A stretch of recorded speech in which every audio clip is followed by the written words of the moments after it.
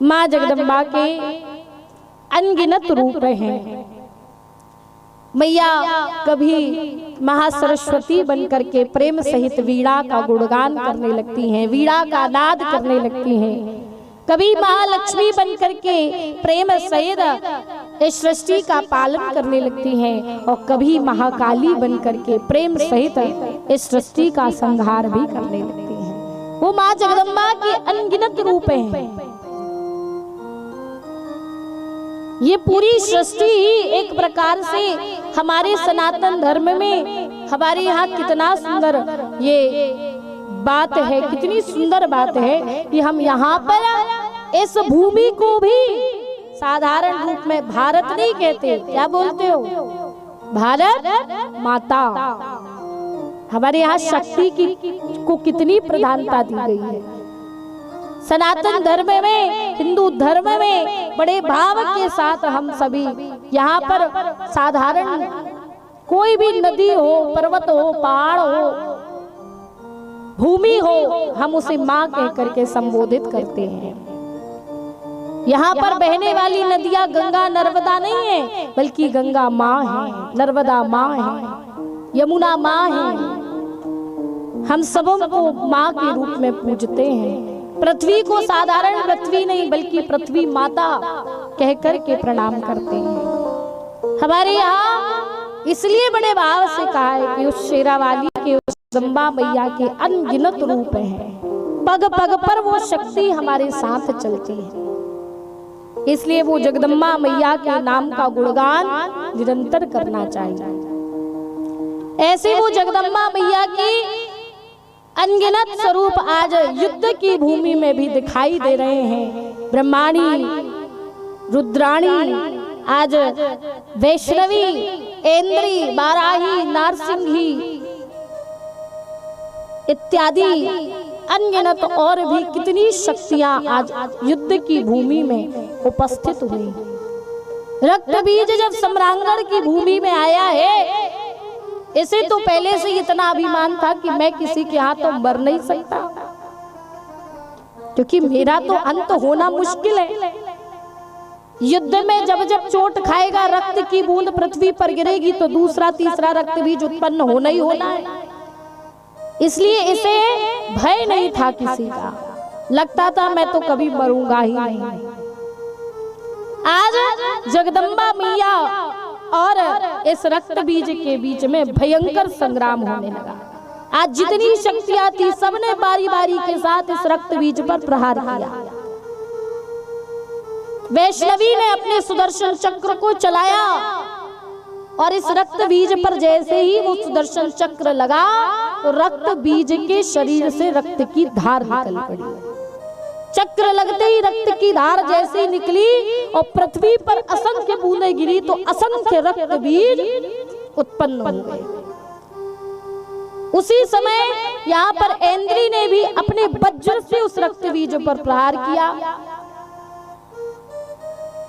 उस समय भी रक्त बीज के रक्त की बूंदें पृथ्वी पर गिरी और रक्त बीज उत्पन्न हो गए। बारी बारी के साथ इस तरह से सभी देवियों ने अपने अपने अस्त्र चलाए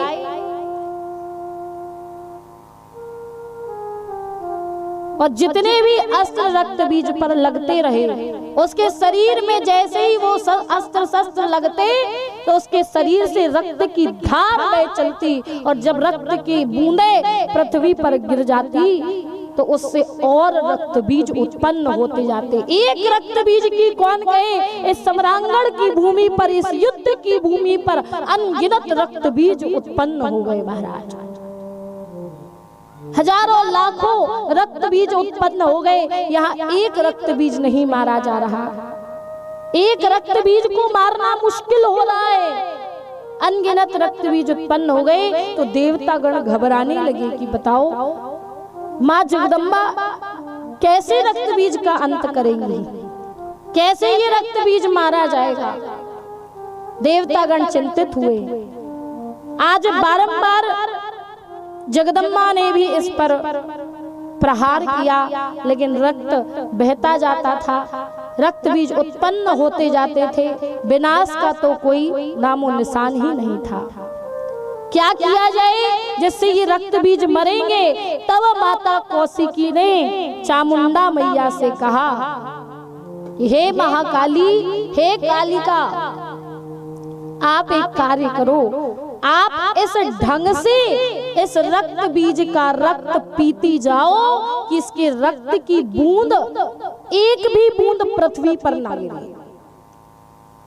हम सभी देवियां मिलकर के इस रक्त बीज को मारेंगी और आप मिलकर के आप प्रेम सहित इसका रक्त पीती जाना, ताकि ये दैत्य मारा जा सके।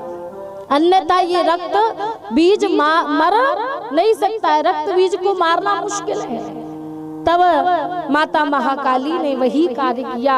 आज वो चामुंडा, आज वो कालिका मैया तत्पर हो गई। आज भगवती कौशिकी प्रेम सहित इस तरह से युद्ध कर रही है। आज वो भगवती ने आज इस तरह से अपनी तलवार चलाई, अपने अस्त्र शस्त्र चलाए, रक्त बीज को मारे, और यहाँ पर वो चामुंडा, वो कालिका उस रक्त बीज का समस्त रक्त पीती जा रही है। जितने रक्त बीज के टुकड़े टुकड़े मैया ने कर दिए, आज समस्त रक्त बीज के टुकड़ों को उठा करके, उस मांस को उठा करके भगवती कालिका अपना भोजन बनाती जा रही है, सेवन करती जा रही है। ऐसे असंख्य रक्त बीज जितने थे, भगवती जगदम्बा ने सब रक्त बीज पर प्रहार किया और भगवती कालिका सबके रक्त को पीती गई, मांस को खाती गई। और ऐसे करते करते करते करते करते अंतिम में जो असली रक्त बीज था उस पर मैया ने प्रहार किया और फिर कालिका ने उसके रक्त को पिया और उसके मांस को खाकर किस तरह से समस्त रक्त बीज का अंत कर दिया। बोलिए महाकाली मैया की जय, बोलिए जगदम्बा मैया की जय। माँ जगदम्बा ने, माता महाकाली ने और समस्त शक्तियों ने मिलकर के इस रक्त बीज का उद्धार किया। ऐसे ऐसे दानव हुए जिनका महाराज मरना मुश्किल था, पर माता का पराक्रम, माता की लीला बड़ी अद्भुत है।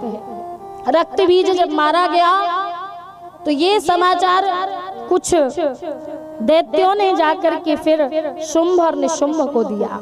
कहा, महाराज, रक्त बीज जैसा बलवान, रक्त बीज जैसा शूरवीर दानव भी उस कालिका के हाथों मारा जा चुका है, भगवती के हाथों मारा जा चुका है।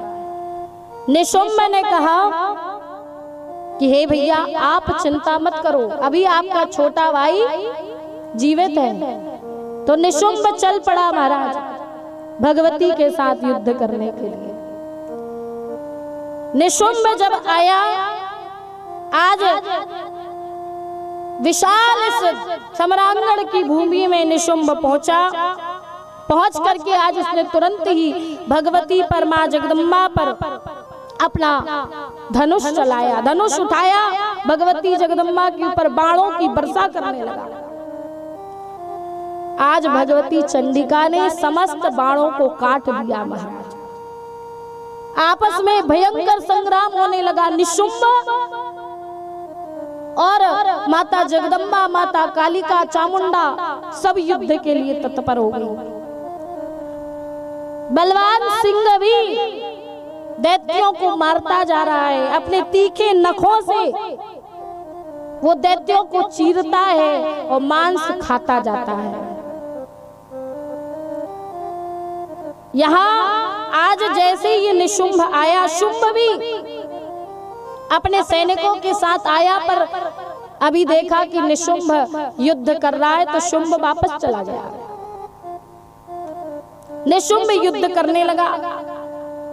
निशुंभ ने आज तलवार से सिंह के मस्तक पर जैसे ही चोट पहुंचाई, भगवती जगदम्बा को क्रोध आया। आज मैया जगदम्बा ने क्या किया, अपनी गदा से निशुंभ की तलवारों के प्रहारों को रोक करके आज भगवती ने निशुंभ के कंधे पर अपना फरसा चलाया, और जब फरसा चलाया तो निशुंभ का वही अंत हो गया, निशुंभ वही मारा गया। बोलिए जगदम्बा मैया की जय। निशुंभ मारा गया। शुंभ को समाचार मिला महाराज। शुंभ ने सोचा कि मेरा भाई मारा जा चुका है, अब मैं जाऊं। शुंभ पहुंचा युद्ध करने के लिए। जगदम्बा पर आज बाणों की वर्षा करने लगा। मां जगदम्बा उस शुंभ के साथ में भयंकर संग्राम करने लगी। आज मां जगदम्बा अपनी गदा उठाकर के उस युद्ध की भूमि में तत्पर हुई। भगवती ने आज अपनी गदा चलाई शुंभ पर। शुंभ भी मां के साथ गदा के साथ युद्ध करने लगा। मां जगदम्बा ने शुंभ की छाती पर गदा चलाई। दोनों में भयंकर, मां जगदम्बा भी बड़ा घनघोर भयंकर युद्ध कर रही। आज तब मां जगदम्बा ने अपनी तलवार उठाई। मां जगदम्बा ने, माता महाकाली ने अपनी तलवार उठाई और शुंभ की बाई भुजा काट दी। बाई भुजा कटी, लेकिन फिर भी वह दैत्य उठ करके मां की तरफ दौड़ा। तब मां जगदम्बा ने तलवार से उसकी दाहिनी भुजा भी काट दी। दोनों भुजाएं कट गई, फिर भी वो जगदम्बा की तरफ दौड़ा। तब मां जगदम्बा ने उसके दोनों पैर काट दिए, और जब पैर काट दिए तो धड़ के साथ दौड़ा। तब मां जगदम्बा ने तलवार लेकर के आज उसका मस्तक ही धड़ से अलग कर दिया महाराज। और शुंभ को जब इस तरह से चोट पहुंची, तब शुंभ समरांगण की भूमि में उसके प्राण पखेरु उड़ गए। बोलिए जगदम्बा मैया की जय। बोलिए माता महाकाली मैया की जय। इस समरांगण की भूमि में शुंभ निशुंभ रक्त बीज धूम्र लोचन चंड मुंड सारे राक्षस सारे दैत्य मारे गए। देवतागण जय जयकार करने लगे। हे भगवती आपकी जय हो, हे जगदम्बा आपकी जय हो। आप सब भक्तों पर कृपा करने वाली हैं, आपकी बारंबार जय जयकार करने लगे। आज प्रेम सहित देवतागणों ने जय जयकार की, मैया की स्तुति की। अपराध सहस्त्राणि मादेव सहते सदा इति ज्ञात्वा जगद्योनिं न भजन्ते क्रतो जनाः।